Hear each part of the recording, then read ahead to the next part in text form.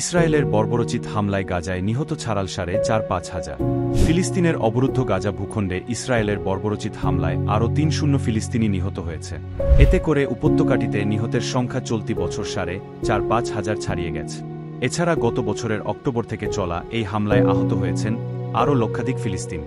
রোববার ২ ডিসেম্বর এক প্রতিবেদনে এই তথ্য জানিয়েছে বার্তা সংস্থা আনাদোলু এজেন্সি। প্রতিবেদনে বলা হয়েছে, গাজা উপত্যকায় ইসরায়েলের চলমান হামলায় কমপক্ষে আরও ৩০ জন ফিলিস্তিনি নিহত হয়েছে।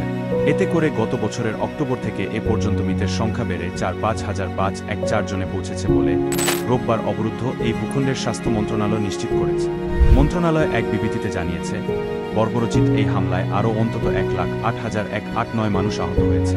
মন্ত্রণালয় বলেছে, গত ২-৪ ঘণ্টায় ইসরায়েলি বাহিনীর অব্যাহত আগ্রাসনে ৩০ জন নিহত এবং আরও ৯ জন আহত হয়েছে। অনেক মানুষ এখনও ধ্বংসস্তূপের নিচে এবং সড়কে আটকা পড়ে আছেন কারণ উদ্ধারকারীরা তাদের কাছে পৌঁছাতে পারছেন না।